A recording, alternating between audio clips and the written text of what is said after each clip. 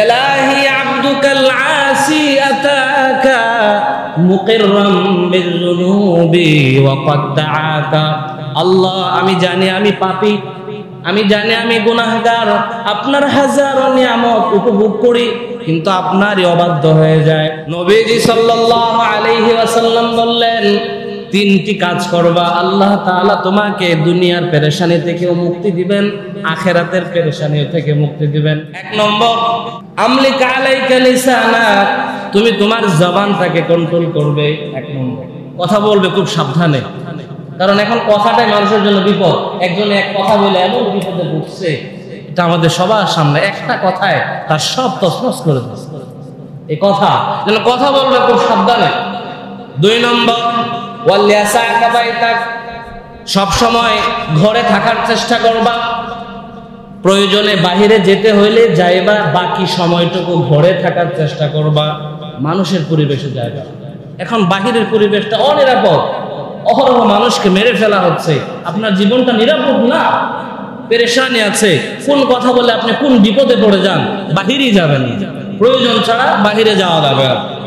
তিন নম্বর, ওয়াবকি আলা খাতিআতি, নিজের গুনাহের জন্য আল্লাহ তাআলার কাছে ক্রন্দন করো, তওবা করো। মান সালিমাল মুসলিমুনা মিন লিসানিহি ওয়া ইয়াদি, পৃথিবীর মধ্যে ওই মুসলমান সর্বশ্রেষ্ঠ যেই মুসলমান এর হাত এবং মুখ থেকে আরেকজন মুসলমান নিরাপদ থাকে, জবান দিয়ে কাউকে কষ্ট দেয় না, হাত দিয়ে কারো উপর আঘাত করে না, এই মুসলমান পৃথিবীর মধ্যে সর্বশ্রেষ্ঠ মুসলমান।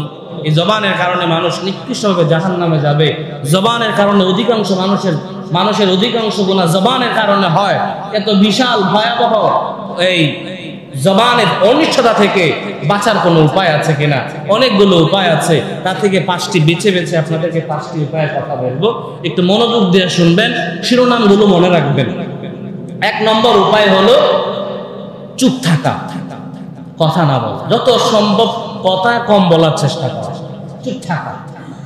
সহিহ বুখারীর হাদিস, ক্বালা রাসূলুল্লাহ সাল্লাল্লাহু আলাইহি ওয়াসাল্লাম, মান কানা ইউমিনু বিল্লাহি ওয়াল ইয়াউমিল আখির, যে ব্যক্তি আল্লাহ তাআলার প্রতি বিশ্বাস রাখে এবং কিয়ামত দিবসের প্রতি যার বিশ্বাস আছে, ফালিয়াকুল খায়রা, সে যেন ভালো কথা বলে অথবা সে যেন চুপ থাকে। ভালো কথা যদি বলতে পারো বলো, নয়তো চুপ থাকো। সহিহ বুখারীর অন্য সুনান তিরমিজির অন্য রাওয়ায়াতে বিশ্ব নবী মুহাম্মদুর রাসূলুল্লাহ সাল্লাল্লাহু আলাইহি ওয়াসাল্লাম বলেছেন, মান সামাতা নাজা, যে ব্যক্তি চুপ থাকে সেই মুক্তি পায়। চুপ থাকার মধ্যেই মুক্তি, যে ব্যক্তি চুপ থাকে সেই মুক্তি পায়। এজন্য আমাদের 1 নম্বর করণীয় হলো কথা কম বলা, যথাসম্ভব চেষ্টা করা নিজের জবানটাকে কথা বলা থেকে বিরত রাখা। 2 নম্বর করণীয় হলো খুব ভালোভাবে মনে রাখা, আমি যেই কথাই বলতেছি না কেন, আমার জবান থেকে যেই কথাটাই উচ্চারিত হয়, এই কথাটাকে লিপিবদ্ধ করার জন্য আল্লাহ তাআলার পক্ষ থেকে ফেরেশতা সার্বক্ষণিক আমার চতুর্পাশে রয়েছে। আমি যেই কথাই বলি না কেন, এটা ভালো হোক অথবা মন্দ হোক, এটা ঘরের ভিতরে হোক অথবা জনসম্মুখে হোক, প্রকাশ্যে হোক অথবা গোপনে হোক, কথাগুলোকে লিপিবদ্ধ করার জন্য ফেরেশতা নিয়োজিত করে রেখেছেন। সূরা ইনফিতার এর 10 থেকে 12 নম্বর আয়াতে আল্লাহ তাআলা বলেন, ইন্না আলাইকুম লাহাফিজিন কিরামান কাতিবিন ইয়ালামুনা মা তাফআলুন। দুনিয়ার মানুষ, ইন্না আলাইকুম লাহাফিজিন, তোমাদের আমলগুলো সংরক্ষণ করার জন্য আমি আল্লাহ তাআলার পক্ষ থেকে ফেরেশতা নিয়োজিত রয়েছে। কিরামান কাতিবিন, তারা সম্মানিত ফেরেশতা, লেখক। ইয়ালামুনা মা তাফআলুন, তুমি মনে করবা ঘরের মধ্যে বসে কেউ শুনে না, কিন্তু এই যে ফেরেশতারা, এরা কিন্তু তোমার সব কথা শুনতেছে এবং লিপিবদ্ধ করতেছে। ইয়ালামুনা মা তাফআলুন, তোমরা যাই বলো না কেন, যাই করো না কেন, সব কিছু ওই ফেরেশতারা একদম লিখে রাখছে, কোনো কথা সুবহানাহু ওয়া তাআলার দরবারে শুকর আদায় করছি যে মহান রব্বুল আলামিন আমাদেরকে পবিত্র জুমার দিনে আল্লাহ তাআলার নির্দেশ জুমার নামাজ আদায় করার লক্ষ্যে আমাদেরকে একত্রিত হওয়ার তৌফিক যে রব্বে করিম দিয়েছেন সেই রবের শুকর আদায় করি বলে আলহামদুলিল্লাহ। মুহতারাম হাজিরিন, গত 3 সপ্তাহ আগে আমরা জবানের ভয়াবহতা নিয়ে আলোচনা শুরু করেছিলাম। অল্প কিছু আলোচনা হয়েছিল, সময়ের স্বল্পতার কারণে বাকি অংশটুকু আলোচনা করা হয়নি। তো আজকে আমরা জবানের ভয়াবহতার বাকি অংশটুকু আলোচনা করব, যদি আল্লাহ তাআলা তৌফিক দান করেন। এই জবানটাকে এত গুরুত্ব দেওয়ার কারণ হলো, আমাদের এই জবান যদি এটাকে আমরা সংযত না রাখি, এটার ব্যাপারে যদি আমরা সতর্ক না হই, তাহলে আমাদের দুনিয়াতেও বিপদে পড়তে হয়, আখিরাতেও এটার জন্য কঠিন বিপদের সম্মুখীন হতে হবে। এই জবান এমন একটি ভয়াবহ অঙ্গ, যারা এই জবানকে কন্ট্রোল করে না, নিয়ন্ত্রণ করে না, তাদের জন্য জাহান্নামে কঠিন শাস্তি রয়েছে। অত্যন্ত নিকৃষ্টভাবে তাদেরকে জাহান্নামে নিক্ষেপ করা হবে যারা জবানকে নিয়ন্ত্রণ করে। সুনান তিরমিজির 2616 নম্বর হাদিস, عن معاذ بن جبل رضي الله عنه قال قلت يا رسول الله أخبرني بعمل يدخلني الجنة। হযরত মুআয ইবনে জাবাল রাদিয়াল্লাহু আনহু বলেন, একদিন নবীজিকে আমি বললাম, ইয়া রাসূলুল্লাহ, আমাকে এমন একটা আমল বলে দিন যে আমলটা করলে এই আমলের উসিলায় আল্লাহ রাব্বুল আলামিন আমাকে জান্নাত দান করবেন, ওয়া ইউবাইদুনি আন-নার, এবং জাহান্নামের আযাব থেকে হেফাজত করবেন। এমন একটা আমল আমাকে বলে দিন যে আমল করলে আল্লাহ তাআলা আমাকে জান্নাত দিবেন, জাহান্নাম থেকে হেফাজত করবেন। এমন একটা আমল আমাকে বলে দেন।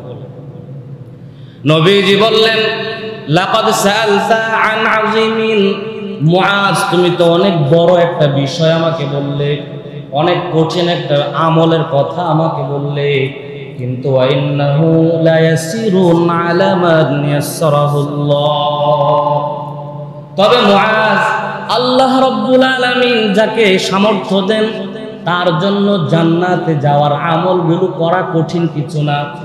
আল্লাহ যদি তৌফিক দেয় তাহলে জান্নাতে যাওয়া যায়, জাহান্নাম থেকে বাঁচা যায়।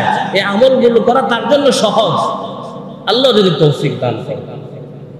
শোনো তাহলে, তা'বুদুল্লাহ ওয়া লা তুশরিকু বিহি শাইআ, তুমি আল্লাহ তাআলার ইবাদত করবে, তার সাথে কাউকে শরীক করবে না। 1 নম্বর ইবাদত, জান্নাতে যাওয়ার 1 নম্বর ইবাদত, আল্লাহ তাআলার ইবাদত করবে, আল্লাহ তাআলার সাথে কাউকে শরীক করবে না। ওয়া তুকিমুস সালাত, নামাজ কায়েম করবে। ওয়া তুতিজ যাকাত, যাকাত দিবে যদি যাকাত ফরজ হয়ে থাকে। ওয়া তাসুমু রমাদান, পবিত্র রমজান মাসের রোজা রাখবে। ওয়া তাহুজ্জুল বাইত, যদি হজ ফরজ হয় আল্লাহর ঘরের উদ্দেশ্যে হজ করবে। 5টা আমল নবীজি বললেন, নামাজ, রোজা, হজ, যাকাত, শিরক মুক্ত ইবাদত। এরপরে নবীজি বললেন, আলা আদুল্লুকা আলা আবওয়াবিল খায়র, মুআজ, আমি কি তোমাকে কল্যাণের দরজা কি বলবো নি? কল্যাণের দরজা। নবীজি বললেন, কল্যাণের দরজা 3টি। 1 নম্বর, আস-সাওমু জুন্নাতুন, রোজা হলো ঢাল। যুদ্ধের ময়দানে একজন যোদ্ধা ঢালের মাধ্যমে শত্রুর আঘাতকে যেভাবে প্রতিহত করে, আল্লাহ রাব্বুল আলামিন কিয়ামতের ময়দানে রোজাদারকে তার রোজার উসিলায় জাহান্নাম থেকে সেইভাবে হেফাজত করবে। 2 নম্বর কল্যাণের দরজা হলো আস-সাদাকাতু তুতফিউল খাতিআ কামা ইউতফিউল মাউন নার, আগুন যেভাবে পানি যেভাবে আগুনকে নিভায় দেয়, দান সদকা মানুষের গুনাহগুলোকে সেইভাবে মিটায় দেয়। তাহলে 1 নম্বর কল্যাণের দরজা হলো রোজা, 2 নম্বর কল্যাণের দরজা হলো দান সাদাকা, 3 নম্বর কল্যাণের দরজা হলো সালাতুর রাজুলি মিন জাওফিল লাইল, তাহাজ্জুদের নামাজ। এই 3টা হলো কল্যাণের দরজা। এরপর নবীজি বললেন, আলা আদুল্লুকা আলা রাসিল আমরি কুল্লিহি ওয়া আমুদিহি ওয়া যিরওয়াতি সানামি। মুআজ, আমি কি তোমাকে সকল জিনিসের মূল কোনটা বলবো নি, সব জিনিসের স্তম্ভ খুঁটি কোনটা তোমাকে বলবো নি, এবং সমস্ত জিনিসের উচ্চ শিখর কোনটা তোমাকে বলবো নি? মুআজ ইবনে জাবাল রাদিয়াল্লাহু আনহু বললেন, বালা ইয়া রাসূলুল্লাহ, অবশ্যই ইয়া রাসূলুল্লাহ, আমাদেরকে বলে দেন। নবীজি বললেন, রাসূল আমরি আল ইসলাম, দুনিয়ার যত কিছু আছে সব কিছুর মূল হলো ইসলাম। ইসলাম সবার আগে, বাকিগুলো পড়ে। ইসলাম আগে আমাকে রক্ষা করতে হবে। ইসলাম রক্ষা করার জন্য যদি আমার জান চলে যায়, আমার মাল চলে যায়, চলে যাক, ইসলামকে সবার আগে রাখতে হবে। এরপরে নবীজি বললেন, আমুদুহু আস-সালাহ, সব কিছুর খুঁটি হলো নামাজ। একটা ঘরের একটা খুঁটি ভেঙে গেলে ঘরটা যেরকম এক পাশে ভেঙে পড়ে যায়, ওই ঘরটা অসম্পূর্ণ হয়ে যায়। একজন মুসলমান, সে নিজেকে মুসলমান দাবি করে কিন্তু নামাজ পড়ে না, তার ঈমানটা এরকম অসম্পূর্ণ হয়ে যায়, ভাঙা ঘরের মতো অসম্পূর্ণ ঈমান। এরপর নবীজি বললেন, ইয়া মুআজ, আলা উখবিরুকা বিমিলাকি যালিকা কুল্লি। মুআজ, এতক্ষণ পর্যন্ত আমি তোমাকে নামাজের কথা বললাম, শিরিক মুক্ত ইবাদতের কথা বললাম, রোজার কথা বললাম, হজের কথা বললাম, সাদাকার কথাও বললাম, তাহাজ্জুদের নামাজের কথাও বললাম, তোমাকে এতগুলো আমলের কথা বললাম, জিহাদের কথাও তো বলেছি।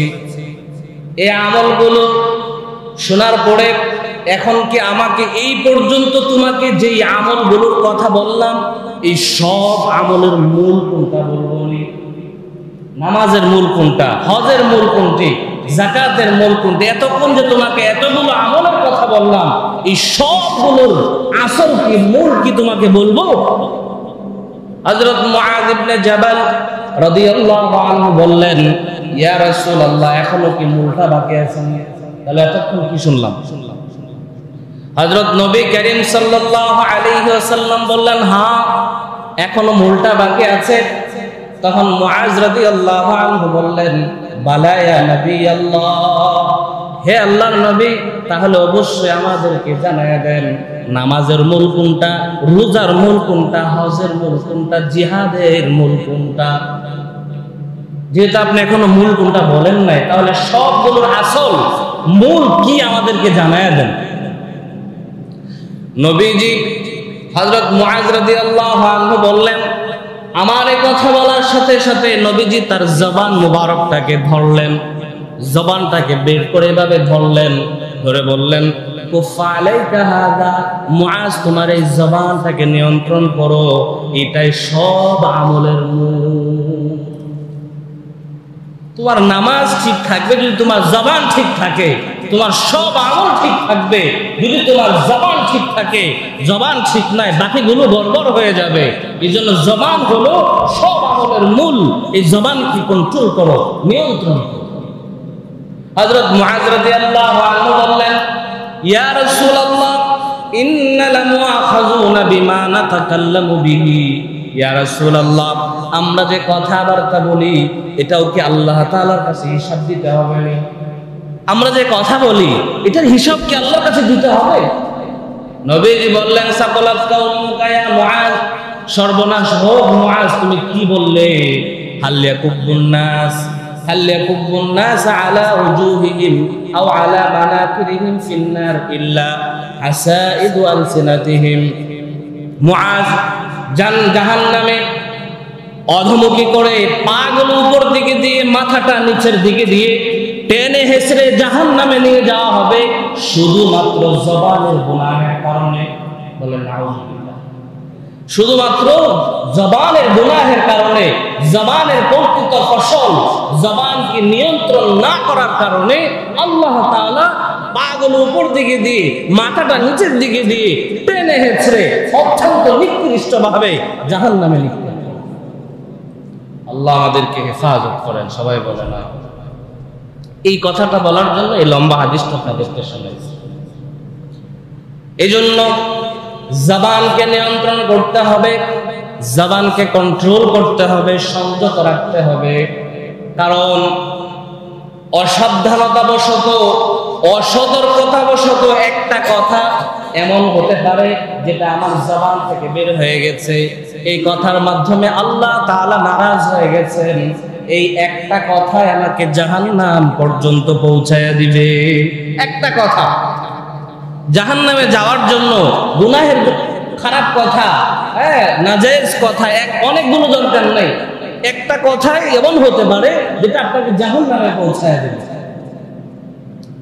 সহিহ বুখারীর 6477 নম্বর হাদিসের বর্ণনা, قال رسول الله صلى الله عليه وسلم إن العبد لا يتكلم بالكلمة ما يتبين فيها।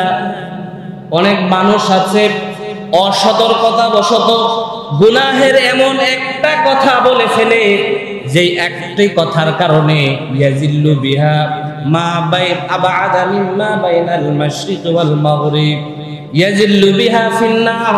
তার এই একটি কথার কারণে সে এত বড় জাহান্নামে নিক্ষেপিত হবে যে জাহান্নামের প্রশস্ততা হলো পৃথিবীর পূর্ব প্রান্ত থেকে নিয়ে পশ্চিম প্রান্ত পর্যন্ত। পৃথিবীর পূর্ব থেকে নিয়ে পশ্চিম পর্যন্ত যত বড় তত বড় জাহান্নামে আল্লাহ তাআলা নিক্ষেপ করবেন শুধুমাত্র একটি অসাবধানতাবশত বলা একটি কথার কারণে, একটি গুনাহের কথার কারণে। একটু চিন্তা করে দেখেন আমার জবান থেকে কি পরিমাণ গুনাহের কথা বের হচ্ছে। এমন কোনো দিন আমার যায় না যেই দিন আমার মুখ থেকে গীবত বের হয় না, এমন কোনো দিন আমার অতিবাহিত হয় না যেই দিন আমি আমার জবান দিয়ে কাউকে গালি দেই না, এমন কোনো দিন আমার অতিবাহিত হয় না যেই দিন আমার এই মুখ দিয়ে আমি কারো চুগলখড়ি করি না, এমন কোনো দিন আমার যায় না যেই দিন আমি আমার এই জবানটাকে গুনাহ থেকে সংযত রাখতে পেরেছি। তাহলে চিন্তা করেন আমাদের অবস্থা কতটা ভয়াবহ হবে, কতটা ভয়াবহ হবে আমাদের অবস্থা।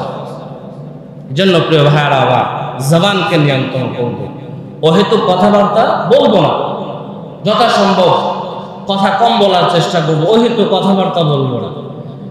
কারণ নবীজি সাল্লাল্লাহু আলাইহি ওয়াসাল্লাম বলেছেন, ইন্নাল্লাহা হাররামা আলাইকুম উকুকাল উম্মাহাত, আল্লাহ তাআলা তোমাদের জন্য হারাম করেছেন পিতামাতাকে কষ্ট দেওয়া, ওয়া ওয়াদাল বানাত, এবং সন্তানদেরকে জীবিত কবরে পতিত করে দেওয়া, ওয়া মানইন ওয়াহাব, এবং কৃপণতা করা ও ভিক্ষাবৃত্তি করাকে আল্লাহ তাআলা তোমাদের জন্য হারাম করে দিয়েছেন। ওয়া ইন্নাল্লাহা কারিহা লাকুম সালাসান, আল্লাহ তাআলা তোমাদের জন্য তিনটি জিনিসকে অপছন্দ করেন। এক নম্বর হলো কিলা ওয়া কাল, অহেতুক অনর্থক তর্ক বিতর্ক করা, দরকার নেই আজাইরা বিতর্ক, কে কোন দল কি করছে না করছে এগুলো নিয়ে আজাইরা কথা বলতে, ঘন্টার ঘন্টা কথা বলে, এটা আল্লাহ তাআলা পছন্দ করেন না। ওয়া কাসরাতাস সুয়াল, এবং অধিক প্রশ্ন করা, মানুষকে আটকানোর জন্য, কাউকে বিপদে ফেলার জন্য বেশি পরিমাণে প্রশ্ন করা, এটা আল্লাহ তাআলা পছন্দ করেন না। এরকম ভাবে ওয়া ইদাআতাল মাল, সম্পদ নষ্ট করা, সম্পদ অপচয় করা, এটাও আল্লাহ তাআলা পছন্দ করেন না। এই জন্য এই কাজগুলো থেকে বিরত থাকতে হবে। বিশেষ করে জবানকে আমাদের হেফাজত করতে হবে, কন্ট্রোল করতে হবে। যদি জবানকে কন্ট্রোল করতে পারি, যে ব্যক্তি তার জবানকে কন্ট্রোল করতে পারে, নিয়ন্ত্রণ করতে পারে, বিশ্বনবী মুহাম্মদুর রাসূলুল্লাহ সাল্লাল্লাহু আলাইহি ওয়াসাল্লাম ওই লোকের জন্য জান্নাতের সুসংবাদ দিয়েছেন। জবান যে ব্যক্তি নিয়ন্ত্রণ করবে, আল্লাহর হাবিব তার জন্য জান্নাতের ঘোষণা না শুধু নিশ্চয়তা দিয়েছেন। সহিহ বুখারীর 11 এবং সহিহ মুসলিমের 42 নম্বর হাদিসের বর্ণনা, عن سهل بن سعد رضي الله عنه قال قال رسول الله صلى الله عليه وسلم হযরত সাহাল ইবনে সাদ রাদিয়াল্লাহু আনহু বলেন, নবীজি আমাদেরকে জানায় দিয়েছেন, মাইয়াজমাল্লি মা বাইনা লাহিয়াইহি ওয়া মা বাইনা ফাখিযাই আজমান লাহু আল জান্নাহ। হে আমার উম্মতেরা, তোমাদের মধ্য থেকে যে ব্যক্তি তার দুটি অঙ্গ, একটি হলো জবান আরেকটি হলো লজ্জাস্থান, এই দুইটা অঙ্গ হেফাজতের নিশ্চয়তা দিবে, এই দুইটা অঙ্গকে গুনাহ থেকে বাঁচিয়ে রাখার নিশ্চয়তা আমাকে দিবে। আমি নবী তোমাদেরকে সাক্ষ্য রেখে বলছি, ওই লোকটারকে আমি জান্নাতের নিশ্চয়তা দিলাম। তোমরা শুধু আমাকে দুইটা অঙ্গ হেফাজতের নিশ্চয়তা দাও, যে তোমার জবানটাকে কন্ট্রোল করবে, তোমার লজ্জাস্থানকে হেফাজত করবে, তাহলে আমি রাসূল তোমাদেরকে জান্নাতের নিশ্চয়তা দেব। এজন্য প্রিয় ভাইরা আমার, জবানকে নিয়ন্ত্রণ করতে হবে, কন্ট্রোল করতে হবে, এবং নিজের লজ্জাস্থানকে, জিনা থেকে নিজেকে হেফাজত করতে হবে, পরকিয়া থেকে হেফাজত করতে হবে। আল্লাহ তাআলা আমাদেরকে তৌফিক দান করেন।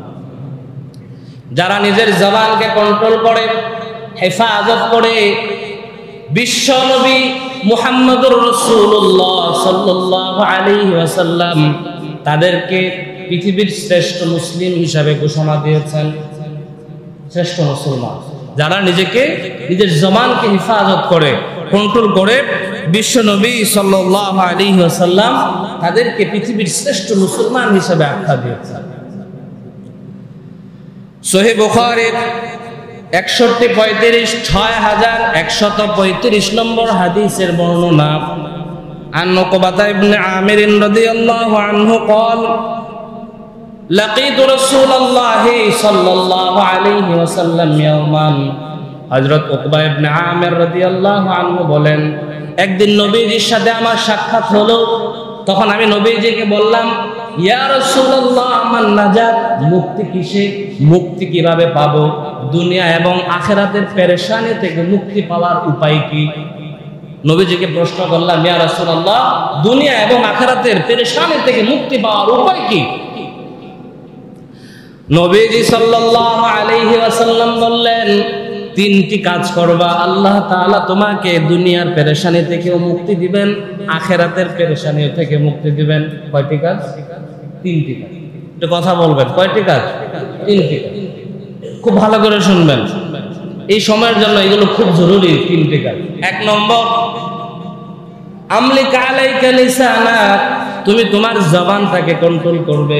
এক নম্বর, কথা বলবে খুব সাবধানে, কারণ এখন কথাটাই মানুষের জন্য বিপদ। একজনে এক কথা বলে এমন বিপদে পড়ছে, এটা আমাদের সবার সামনে, একটা কথায় তার সব তছনছ করে দিচ্ছে।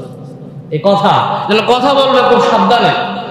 দুই নম্বর, ওয়ালিয়াসাকা বাইতাক, সব সময় ঘরে থাকার চেষ্টা করবা, প্রয়োজনে বাহিরে যেতে হইলে যাইবা, বাকি সময়টুকু ঘরে থাকার চেষ্টা করবা, মানুষের পরিবেশে যাইবা। এখন বাহিরের পরিবেশটা অনিরাপদ, অহরহ মানুষকে মেরে ফেলা হচ্ছে, আপনার জীবনটা নিরাপদ না, পেরেশানি আছে। কোন কথা বলে আপনি কোন বিপদে পড়ে যান, বাহিরেই যাবেন, প্রয়োজন ছাড়া বাহিরে যাওয়া যাবে না। তিন নম্বর, ওয়াবকি আলা খাতিআতিক, নিজের গুনাহের জন্য আল্লাহ তাআলার কাছে ক্রন্দন করো, তওবা করো।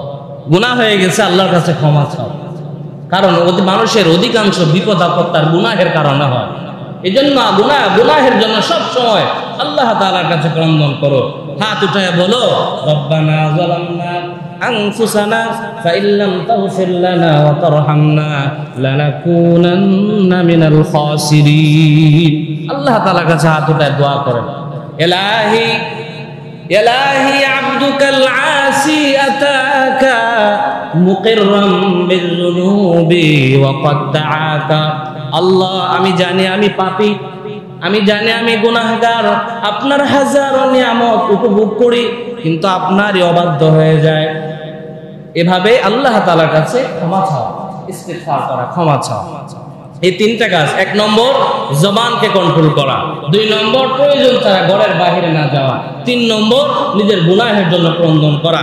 নবীজি বলেন, এই কাজগুলো করো, আল্লাহ তাআলা তোমার দুনিয়া আখিরাতের পেরেশানি দূর করে দিবেন, মুক্তি দিবেন।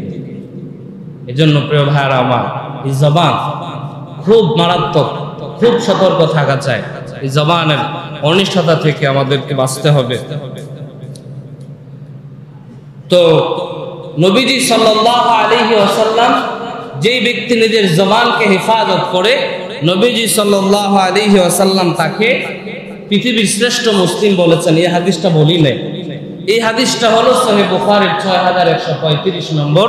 আর একটু আগে যে হাদিসটা বলছি এটা হলো সহিহ সুনান তিরমিজির 2404 নম্বর হাদিস। হযরত আবু মুসা আল-আশআরী রাদিয়াল্লাহু আনহু বলেন, নবীজির সাথে একবার আমার দেখা হলো। দেখা হওয়ার পরে নবীজিকে আমি বললাম, ইয়া রাসূলুল্লাহ, আইয়ুল মুসলিমিন আফদল, পৃথিবীর মধ্যে শ্রেষ্ঠ মুসলমান কে? তখন নবীজি বললেন, মান সালিমাল মুসলিমুনা মিন লিসানিহি ওয়া ইয়াদি, পৃথিবীর মধ্যে ওই মুসলমান সর্বশ্রেষ্ঠ যেই মুসলমান এর হাত এবং মুখ থেকে আরেকজন মুসলমান নিরাপদ থাকে, জবান দিয়ে কাউকে কষ্ট দেয় না, হাত দিয়ে কারো উপর আঘাত করে না, এই মুসলমান পৃথিবীর মধ্যে সর্বশ্রেষ্ঠ মুসলমান। এই মুসলমানটা সবচেয়ে, যার হাত এবং জবান দ্বারা আরেকজন মুসলমান কষ্ট পায়। মোহতারাম হাজিরিন, তো আমরা এই জবানের অনিষ্টতা জানতে পারলাম। এবার আসেন এখান থেকে জবানের অনিষ্টতা থেকে বাঁচার কোনো উপায় আছে কিনা। এই যে জবান এত ভয়াবহ আমাদের জন্য, এতগুলো ভয়াবহ জবানের কথা বলা হলো, এই জবানের কারণে মানুষ নিকৃষ্টভাবে জাহান্নামে যাবে। জবানের কারণে অধিকাংশ মানুষের অধিকাংশ গুনাহ জবানের কারণে হয়। এত বিশাল ভয়াবহ এই জবানের অনিষ্টতা থেকে বাঁচার কোনো উপায় আছে কিনা? অনেকগুলো উপায় আছে, তার থেকে 5টি বেছে আপনাদেরকে 5টি উপায়ের কথা বলবো। একটু মনোযোগ দিয়ে শুনবেন, শিরোনামগুলো মনে রাখবেন। 1 নম্বর উপায় হলো চুপ থাকা, কথা না বলা, যত সম্ভব কথা কম বলার চেষ্টা করা, চুপ থাকা। সহিহ বুখারীর হাদিস, ক্বালা রাসূলুল্লাহ সাল্লাল্লাহু আলাইহি ওয়াসাল্লাম, মান কানা ইউমিনু বিল্লাহি ওয়াল ইয়াউমিল আখির, যেই ব্যক্তি আল্লাহ তাআলার প্রতি বিশ্বাস রাখে এবং কিয়ামত দিবসের প্রতি যার বিশ্বাস আছে, ফালইয়াকুল খায়রা, সে যেন ভালো কথা বলে, ওয়া ইল্লা আও লিয়াসমুত, অথবা সে যেন চুপ থাকে। ভালো কথা যদি বলতে পারো বলো, নয়তো চুপ থাকো। সহিহ বুখারীর সুনান তিরমিজির অন্য riwayate বিশ্ব নবী মুহাম্মদুর রাসূলুল্লাহ সাল্লাল্লাহু আলাইহি ওয়াসাল্লাম বলেছেন, মান সামাতা নাজা, যে ব্যক্তি চুপ থাকে সেই মুক্তি পায়। চুপ থাকার মধ্যেই মুক্তি, যে ব্যক্তি চুপ থাকে সেই মুক্তি পায়। এজন্য আমাদের 1 নম্বর করণীয় হলো কথা কম বলা, যথা সম্ভব চেষ্টা করা নিজের জবানটাকে কথা বলা থেকে বিরত রাখা। 2 নম্বর করণীয় হলো খুব ভালোভাবে মনে রাখা, আমি যেই কথাই বলতেছি না কেন, আমার জবান থেকে যেই কথাটাই উচ্চারিত হয়, এই কথাটাকে লিপিবদ্ধ করার জন্য আল্লাহ তাআলার পক্ষ থেকে ফেরেশতা সার্বক্ষণিক আমার চতুর্পাশে রয়েছে।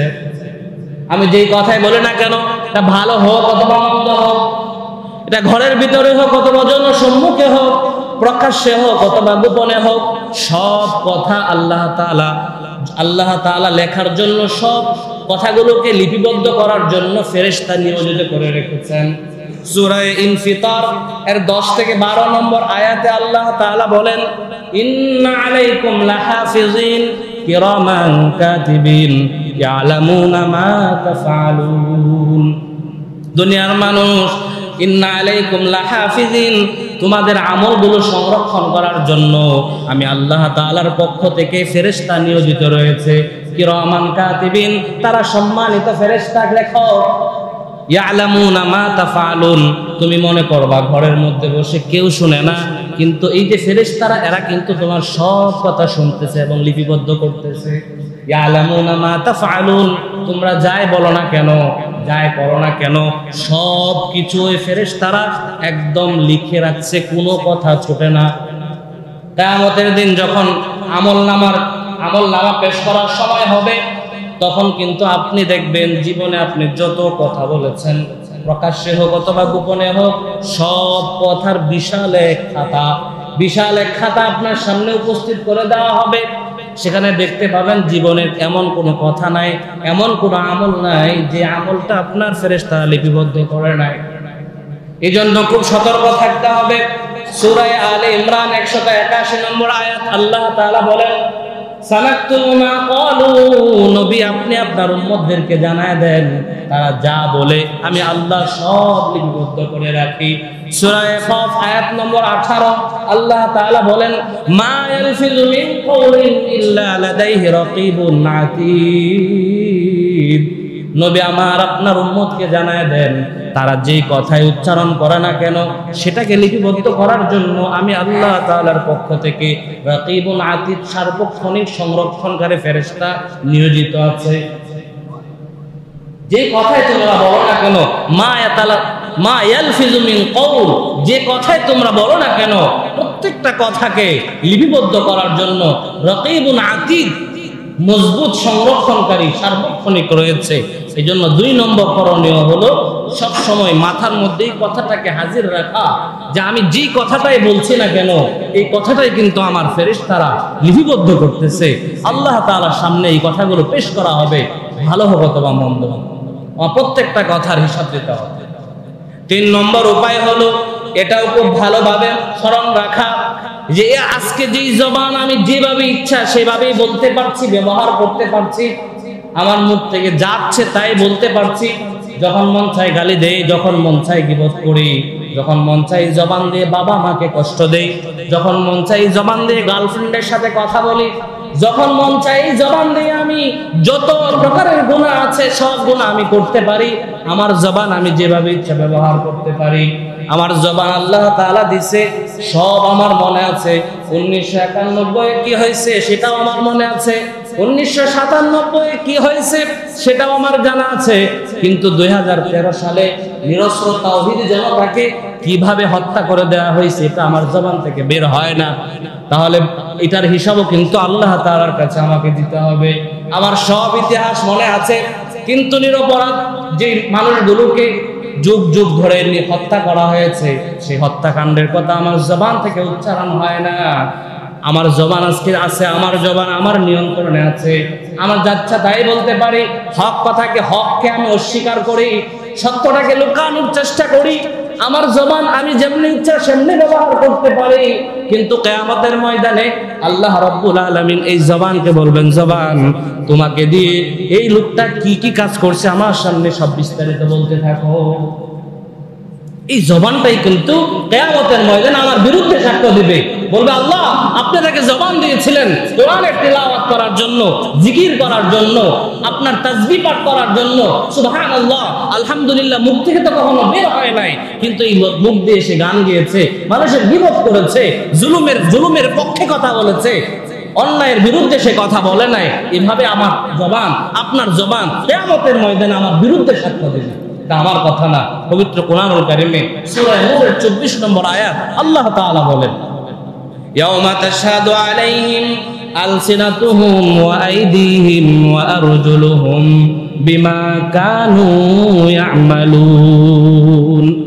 হে আমার নবী, ওই দিনের কথা স্মরণ করুন যেই দিন মানুষের জবান এবং মানুষের হাত এবং তার পা গুলো আমি আল্লাহর সামনে দুনিয়ায় যা যা করছে সবগুলো সাক্ষী দিবে।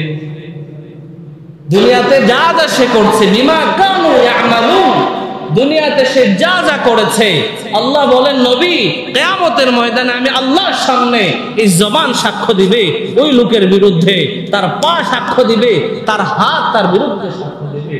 আল্লাহ এই হাত দিয়ে সে জুলুম করেছে, একজনের উপর অন্যায়ভাবে আঘাত করেছে, তার ক্ষমতা ছিল, সেই ক্ষমতার বলে সে একজনের উপর অন্যায়ভাবে হাত উঠাইছে। আল্লাহ এই পা দিয়ে সে জুলুম করেছে, এই পা দিয়ে হেঁটে গিয়ে অন্যায়ের পক্ষে সে সাপোর্ট দিয়েছে, স্লোগান দিয়েছে। এভাবে আমার অঙ্গ প্রত্যঙ্গ গুলো আল্লাহ তাআলার সামনে সাক্ষ্য দিতে। আল্লাহ তাআলা আমাদেরকে হেফাজত করেন, সবাই বলেন আমিন। তাহলে 1 নম্বর হলো চুপ থাকা। আমাদের জবানের অনিষ্টতা থেকে বাঁচার যে করণীয় গুলো বলছি মনে রাখবেন। শুধু ওয়াজ শুনলেন চলে গেলেন, এটা তো কোনো ফায়দা হলো না, কিছু নেওয়ার চেষ্টা করতে হবে। 1 নম্বর করণীয় হলো চুপ থাকা, যথাসম্ভব চুপ থাকার চেষ্টা করা। হলো এটাও মনে রাখতে হবে যে আমার এই জবান কিয়ামতের ময়দানে আমার বিরুদ্ধে সাক্ষ্য প্রদান করবে। এই জন্য প্রিয় ভাইরা আমার, এই 3টা করণীয় বললাম, 4 নম্বর করণীয়, আর দুইটা করণীয় আছে, 5টা করণীয় বলে শেষ করে দিব। 4 নম্বর করণীয় হলো ভালো কথাগুলো, ভালো কথা বললে কি ফায়দা এগুলো জানা। অসংখ্য হাদিস আছে, অসংখ্য আয়াত আছে যেখানে ভালো কথার ফজিলত আছে। আমরা সবগুলো বলবো না, 2টা ফজিলত বলবো, একটু খেয়াল করে সবাই শুনবেন। 2টা ফজিলতের কথা বলবো।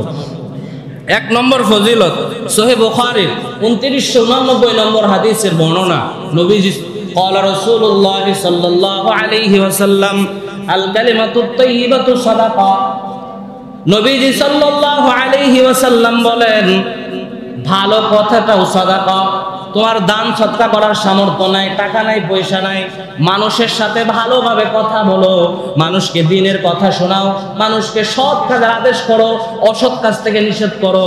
আল্লাহ তাআলা তোমার আমলনামায় দান সদকা করার সব লিখে দিবে। আপনার দান করার টাকা নাই, গরিব মানুষ, আপনি বেশি বেশি মানুষকে ভালো কথা বলেন, দ্বীনের দাওয়াত দেন, নামাজের কথা আহ্বান করেন, আল্লাহ তাআলা, নবীজি বলেন, তাহলে আল্লাহ তাআলা আপনার আমলনামায় দান সাদাকা করার সব লিখে দিবেন। 2 নম্বর ফজিলত, সুনান তিরমিজিতে এই হাদিসটি এসেছে। নবী করিম সাল্লাল্লাহু আলাইহি ওয়াসাল্লাম বলেছেন, 1984 নম্বর হাদিস, قال رسول الله صلى الله عليه وسلم, নবীজি বলেন, ইন্না ফিল জান্নাতি গুরাফান, জান্নাতে এমন কিছু প্রাসাদ আছে, তুরা যুহুরুহা মিন বুতুনিহা, যে ঘরের বাহির থেকে ভিতরে দেখা যায়, ওয়া বুতুনুহা মিন যুহুরিহা, এবং ওয়া যুহুরুহা মিন বুতুনিহা, এবং ভিতর থেকে বাহিরেও দেখা যায়। অত্যাধুনিক প্রাসাদ, এগুলো আগে বললে মানুষ বুঝতো না, এখন তো এরকম প্রাসাদ, এই ধরনের প্রাসাদগুলো সাধারণত অত্যাধুনিক হয়ে থাকে, কাজ দিয়ে তৈরি করে, ভিতরে বাহিরে দেখা যায়, চমৎকার, ভিতর থেকে বাহিরের ভিউ খুব সুন্দর করে দেখা যায়। দামি দামি হোটেলগুলো এভাবে তৈরি করা হয়। আল্লাহর হাবিব বলেন, জান্নাতে এরকম দামি দামি অত্যাধুনিক মনোরম চমৎকার সুন্দর সুন্দর প্রাসাদ আল্লাহ তাআলা অনেকগুলো তৈরি করে রাখছে। তো নবীজি এই কথা বলার পরে এক সাহাবী বললেন, লিমান হাযিহি ইয়া রাসূলুল্লাহ, এই সুন্দর সুন্দর বাড়িগুলো কাদের জন্য তৈরি করা হয়েছে? সাহাবার প্রশ্নের উত্তরে নবীজি বললেন, 4 শ্রেণীর মানুষের জন্য আল্লাহ তাআলা এই ঘরগুলো তৈরি করে রেখেছেন। কয় শ্রেণীর মানুষ? 4 শ্রেণী। 1 নম্বর, লিমান আতাবাল কালাম, যে মানুষের সাথে ভালোভাবে কথা বলে, মন্দ কথা বলে না, কথায় কথায় গালি দেয় না, অসভ্য কথা বলে না, সুন্দর সুন্দর কথা যারা বলে, এদের জন্য আল্লাহ তাআলা এই প্রাসাদগুলো তৈরি করে রেখেছেন। বলেন সুবহানাল্লাহ। 1 নম্বর শ্রেণী। 2 নম্বর শ্রেণী হলো আতআমাত তাআম ওয়া আতআমাত তাআম, যারা মানুষদেরকে খাবার খাওয়ায়, দাওয়াত খাওয়ায়। হুজুরদের পক্ষের হাদিস, যারা মানুষদের কি করে? দাওয়াত খাওয়ায়। তাদের জন্য আল্লাহ তাআলা কি করছেন? এই ভালো ভালো প্রাসাদ তৈরি করে রাখছেন। অবশ্যই এখানে হুজুরদের কথা খাস করে বলা হয় নাই, যে কাউকে দাওয়াত খাওয়াইতে পারেন, যে কাউকে দাওয়াত খাওয়াইলে এই সওয়াব পাইবেন। তার আরেকটা হাদিস আছে, ওই হাদিসের মধ্যে নবীজি বলছেন, লা ইয়াকুলু তুআমাকা ইল্লা তাকিয়ুন, তোমার খাবার যেন কোনো গুনাহগার না খায়। তোমার খানা খাওয়াইবা কাকে? যারা নেককার, মুত্তাকি, পরহেজগার, আল্লাহওয়ালা, এদের। এটা হুজুরও হতে পারে, সাধারণ পাবলিকও হতে পারে। যাই হোক, 2 নম্বর শ্রেণী হলো যারা মানুষকে দাওয়াত খাওয়ায়। 3 নম্বর শ্রেণী হলো ওয়াদামাস সিয়াম, যারা বেশি বেশি রোজা রাখে। 4 নম্বর ওয়াসাল্লা বিল্লাইলি ওয়ান নাসু নিয়াম, 4 নম্বর হলো ওই ব্যক্তি যেই ব্যক্তি যখন পৃথিবীর মানুষ সব ঘুমায়া থাকে, ঘুমে বেভোর থাকে, তখন যেই ব্যক্তি শেষ রাতে উঠে তাহাজ্জুদের নামাজ পড়ে, এই তাহাজ্জুদ গুজার ব্যক্তিদের জন্য আল্লাহ তাআলা এই প্রাসাদগুলো তৈরি করে রেখেছে। তো আওয়াজ দিয়ে বলেন না সুবহানাল্লাহ। সুবহানাল্লাহ বললে কি গুনাহ হয়?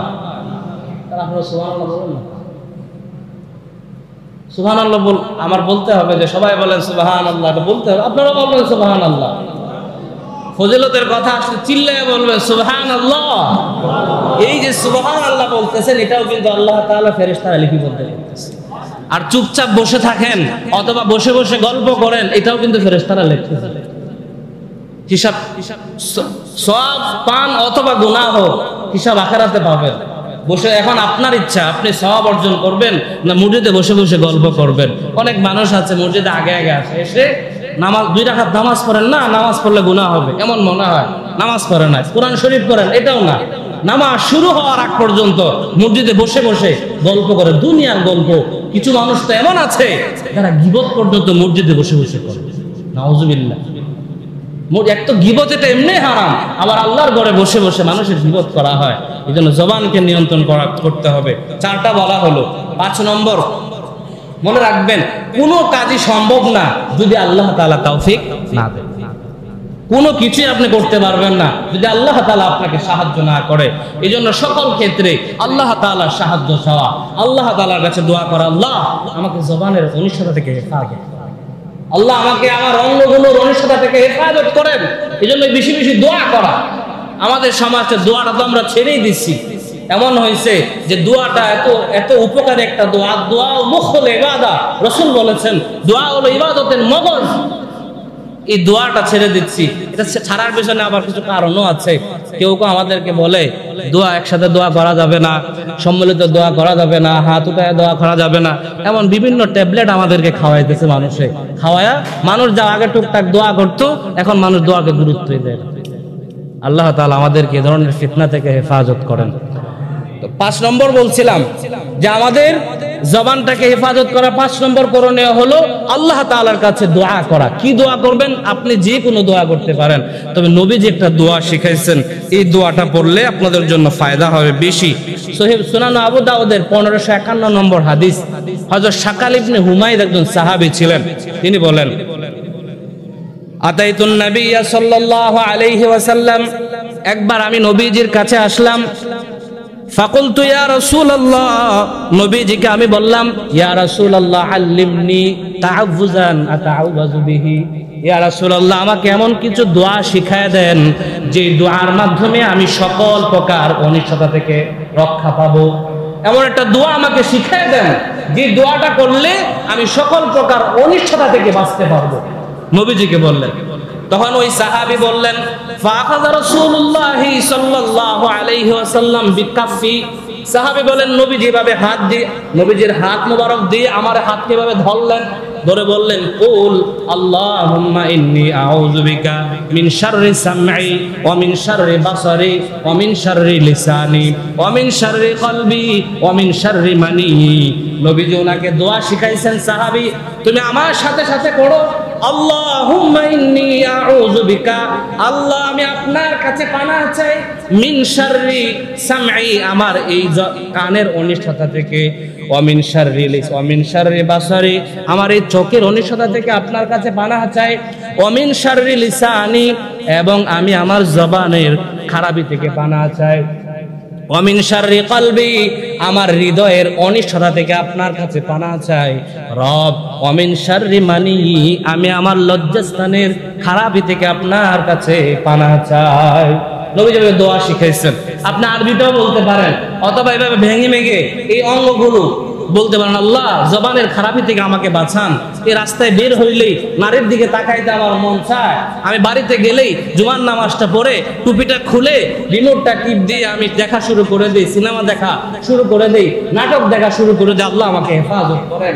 এরকম ভাবে বলা, আল্লাহ আপনি আমাকে কানের গুনাহ থেকে বাঁচান, আমার তো গান শুনতে খুব মন চায়, আমার তো গান বাদ্য শুনতে খুব মন চায়, আল্লাহ আমাকে কানের অনিষ্টতা থেকে হেফাজত করেন, আল্লাহ আপনি আমার জবানের খারাপি থেকে হেফাজত করেন, জবান দিয়ে যেন কাউকে গালি না দেই, জবান দিয়ে যেন কাউকে কষ্ট না দেই, আমাকে হেফাজত করেন। এরকম ভাবে আল্লাহুম্মা ইন্নী আউযু বিকা মিন শাররি কলবি, আল্লাহ আমাকে আমার হৃদয়ের খারাপি থেকে হেফাজত করেন, যেন আমার মন্তর দিয়ে আমি খারাপ কোনো চিন্তা ভাবনা না করি, কাউকে কষ্ট দেওয়ার চিন্তা ভাবনা না করি, এই যে হৃদয় দিয়ে যেন আমি কোনো গুনাহকে উপলব্ধি না করি, আল্লাহ আপনি আমাকে হেফাজত করেন।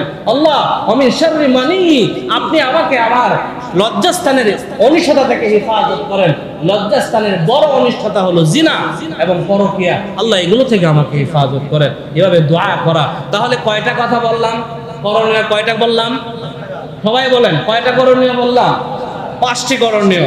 1 নম্বর যথাসম্ভব চুপ থাকা, 1 নম্বর যথাসম্ভব চুপ থাকা। 2 নম্বর খুব ভালো করে মনে রাখা যে আমার প্রত্যেকটা কথা ফেরেশতারা লিপিবদ্ধ করছে, কিয়ামতের ময়দানে আল্লাহ তাআলার সামনে আমার প্রত্যেকটা কথার জবাব দিতে হবে। 3 নম্বর করণীয় কি বললাম, যে আমার জবান কিয়ামতের ময়দানে আল্লাহ তাআলার সামনে সাক্ষ্য দিবে। আপনি যাই বলতেছেন এখন বলেন, দুনিয়াতে কোনো হিসাব নাই, কিন্তু আখিরাতে আপনার জবান আপনার বিরুদ্ধে সাক্ষ্য দিবে। 4 নম্বর ভালো কথা বললে কি ফায়দা হয় সেগুলো খুব খেয়াল করা। 5 নম্বর আল্লাহ তাআলার কাছে দোয়া করা। আল্লাহ তাআলা আমাদের সকলকে জবানের সকল প্রকার এবং আমাদের অঙ্গগুলোর সকল প্রকার খারাপি থেকে সবাইকে হেফাজত করেন। সবাই বলেন আমিন। ওয়া আখিরু দাওয়া।